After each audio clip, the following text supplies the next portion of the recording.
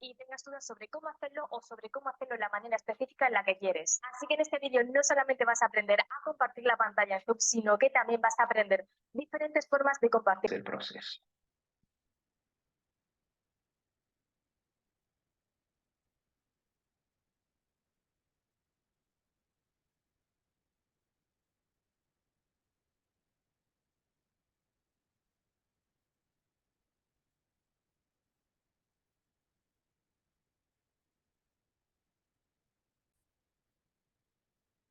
Bien. Bueno, el tema de hoy es el proyecto de reestructuración ferroviaria de la dictadura autodenominada Revolución Argentina. En este caso vamos a ver el plan de mediano plazo. Eh, Esto entra dentro de lo que es la historia ferroviaria del país. Como ustedes sabrán, o sea, el ferrocarril tuvo mucho que ver en la etapa de construcción del Estado-Nación y de un modelo de desarrollo capitalista que es el modelo de exportación primaria o modelo agroexportador, en el cual Argentina era un país que exportaba materia prima e importaba productos manufacturados. Sobre la historia del ferrocarril, y ahí viene una pregunta. ¿Pudieron ver algo a lo largo de la carrera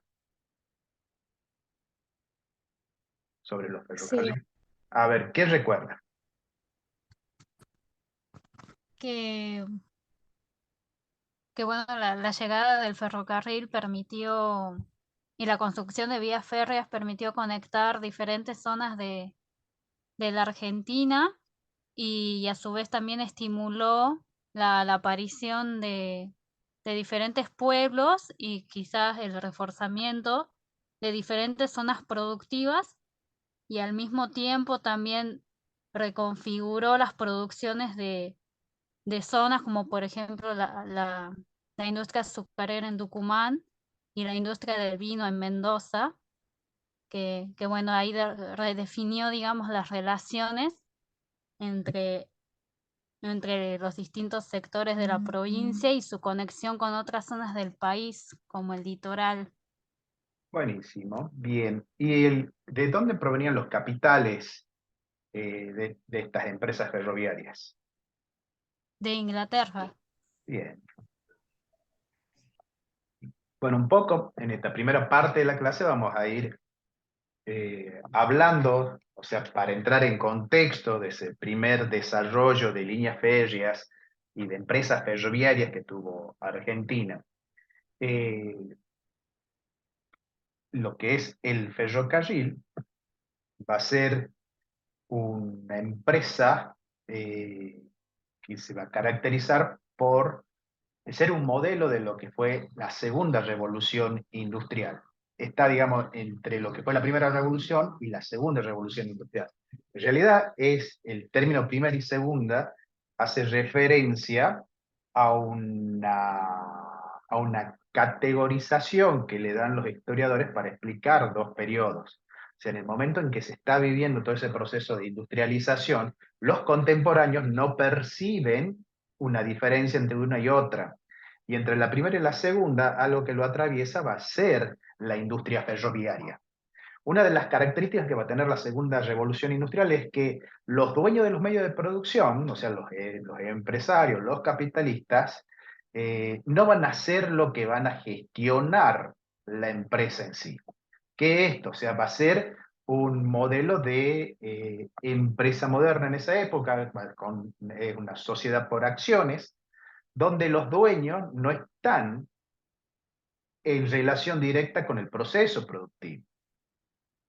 ¿Cómo es esto? O sea, en el caso de la industria textil en Inglaterra, el dueño, el burgués, era a la vez el que participaba en la administración de la fábrica de textiles. En este caso no, y la primera empresa ferroviaria del país, que surge en 1857, es con capitales criollos. Se juntan una serie de capitalistas de Buenos Aires y deciden, junto con participación del Estado porteño y del Estado de la provincia de Buenos Aires, formar el Ferrocarril del Oeste. O sea, la primera empresa ferroviaria es una empresa de capitales nacionales. Después se insertan, llegan empresas de capitales británicos y franceses.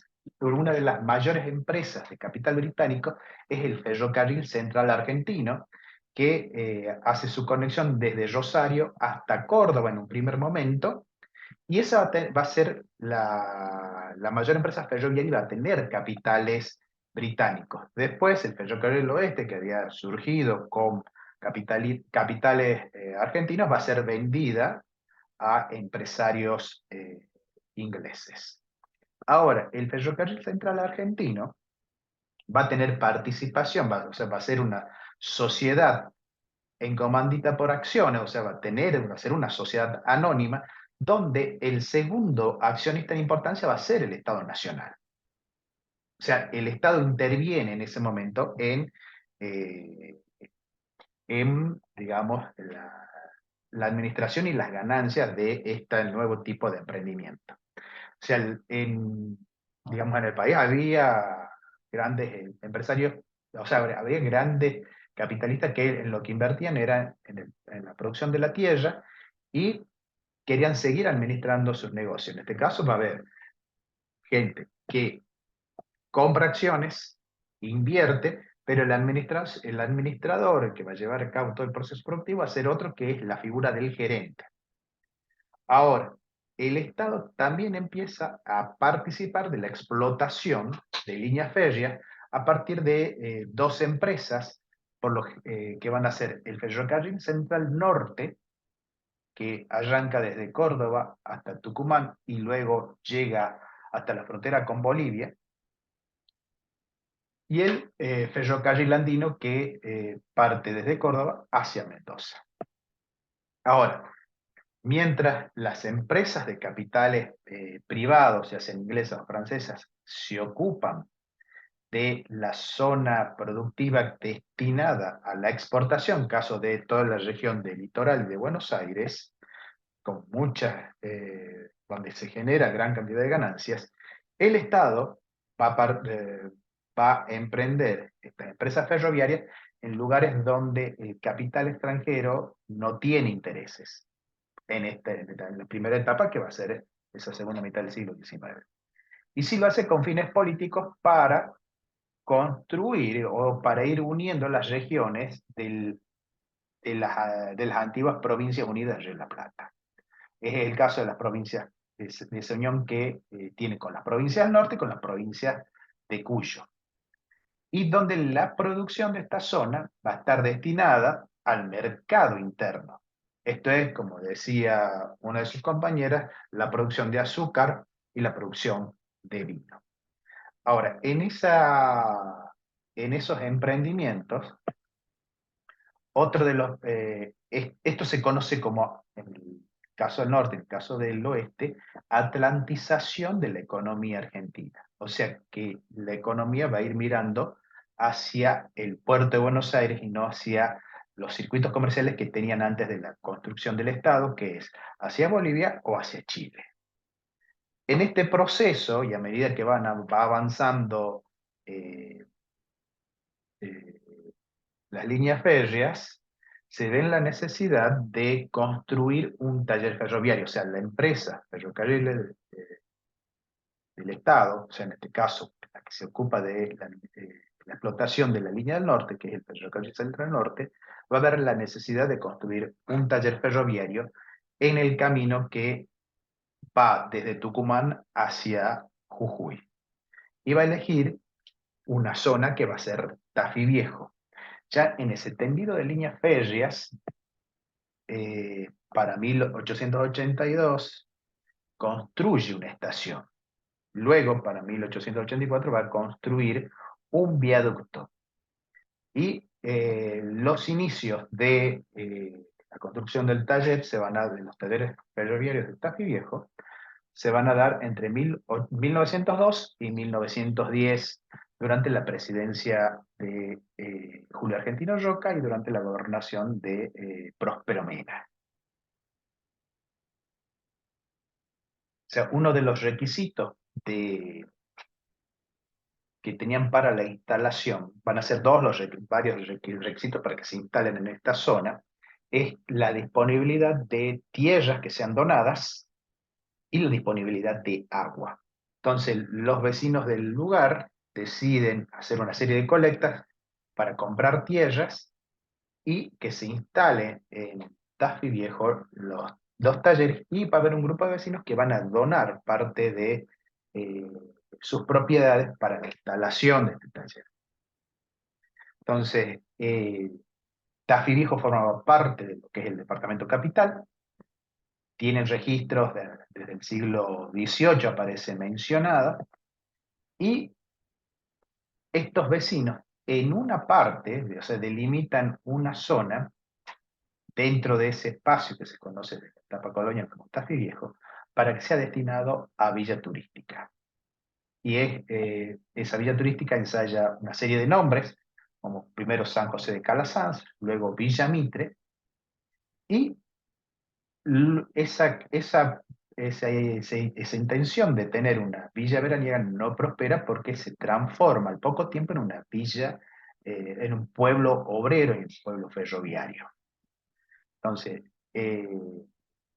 se instalan los talleres, empiezan a funcionar parcialmente en 1907, se los inaugura en 1910 en el contexto del centenario de la Revolución de Mayo, y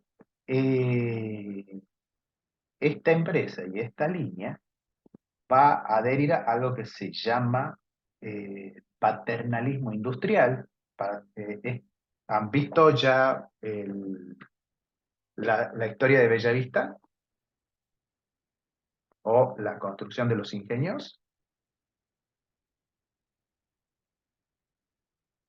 Yo no, profe, no sé si en la primera clase habrán dicho algo al respecto. Bueno, ya vamos a retomar eso. Existía toda una costumbre de los dueños de fábrica, ingenios o de otro tipo de cosas, de otorgar una serie de beneficios extraeconómicos a los trabajadores, tales como vivienda, educación o salud. A eso se conoce como paternalismo industrial. Para el caso de los talleres de Tafí Viejo, se va a construir una serie de viviendas en un barrio cercano, o sea, a la par de la planta, que se conoce como Villa Obrera.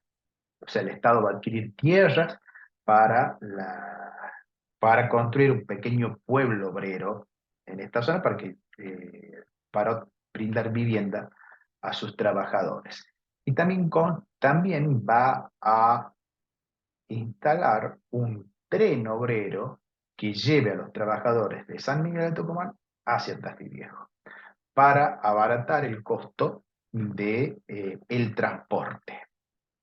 Entonces, eso se va a conocer como una serie de beneficios que son extraeconómicos para que el obrero, digamos, no se vea afectado en su salario.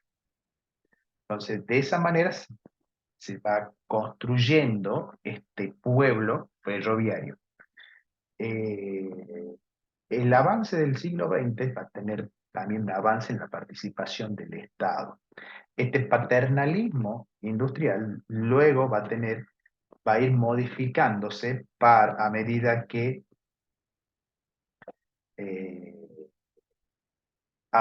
que pasa el tiempo, y sobre todo en la década del 30 y 40.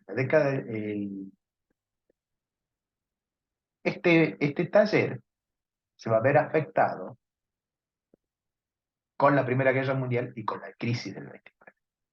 Con la Primera Guerra Mundial, debido a que toda la economía del modelo agroexportador se ve afectada cuando se interrumpen las líneas de comunicación por el conflicto. Esto también afecta a los talleres porque van a dejar de recibir manufactura. Sin embargo, se va a seguir invirtiendo en este taller. algo parecido sucede para la crisis del 29. Y sin embargo, se va a seguir invirtiendo en estos talleres y se los va a ampliar en la década del 30. Y en la década del 30 van a empezar a fabricar repuestos para las líneas, para toda la línea del Estado, la línea del ferrocarril del Estado. Es un taller que se dedica a la reparación de locomotoras a vapor, a la fabricación y reparación de coches y vagones que eran de madera. Es un conjunto de fábricas que va a abarcar 22 hectáreas. Se van a fabricar coches de madera y vagones de madera. Y se van a fabricar repuestos para todo el material rodante, tanto tractivo como el remolcado. O sea, todo esto sigue avanzando hasta la llegada del peronismo, donde esto que había sido beneficios otorgados por la empresa, ese marco del paternalismo industrial, se transforman en derechos a partir de los reclamos de los trabajadores y a partir de que el Estado empieza a oír esos reclamos. Los talleres van a ser, o los ferroviarios, en el caso tucumano, van a ser importantes a la hora también de formar el colectivo de militantes peronistas. En la historia de la provincia, uno de los actores principales para impulsar el peronismo fue Fotia, fueron los obreros del azúcar. Y en segundo lugar fueron los ferroviarios. Entonces, la mayoría de los ferroviarios van a adherir al peronismo. Van a haber también militantes del Partido Radical y también van a haber un significativo número de militantes del Partido Comunista en el taller. Todo esto llega hasta el 55. Ahora, durante el peronismo y desde antes se va a dar un proceso complejo que es en los libros de escala nacional y escritos desde Buenos Aires se conoce como la nacionalización de los ferrocarriles.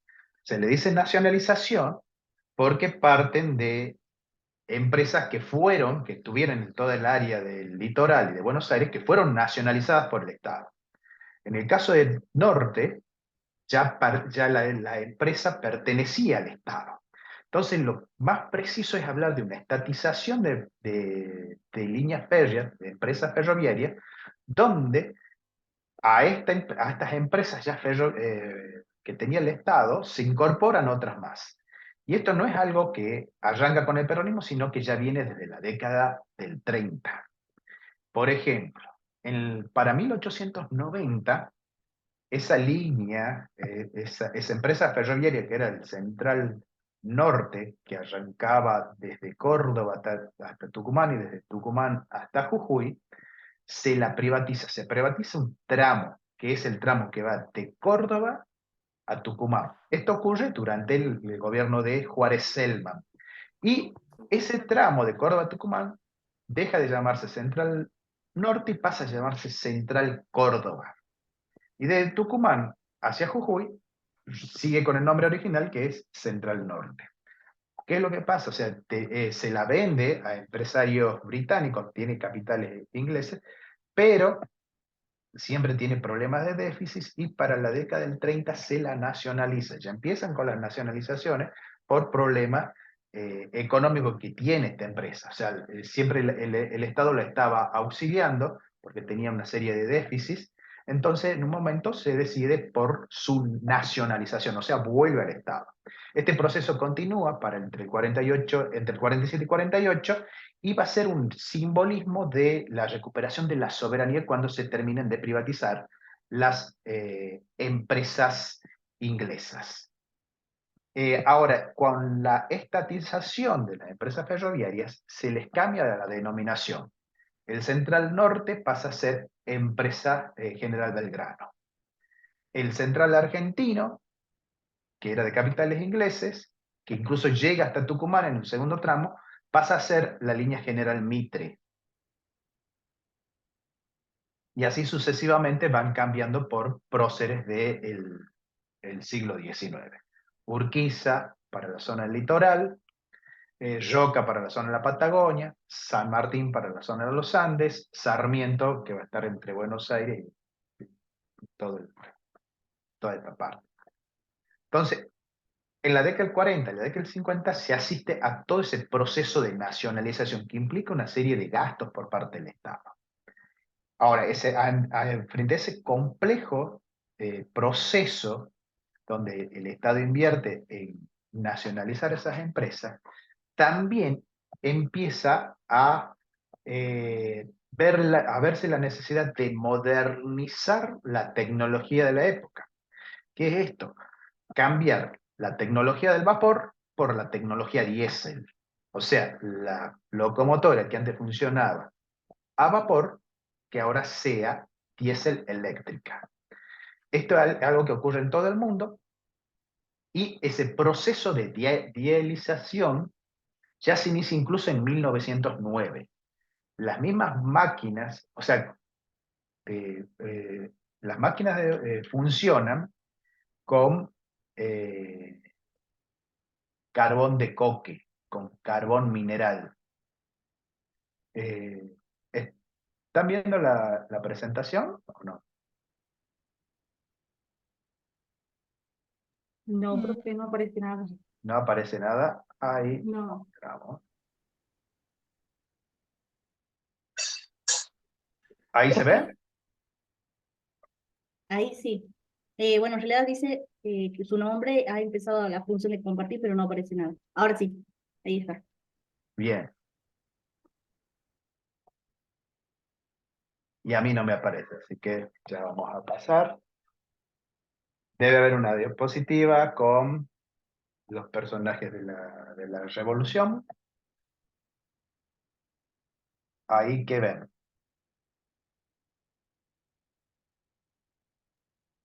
Administradores militares. Bien, la siguiente.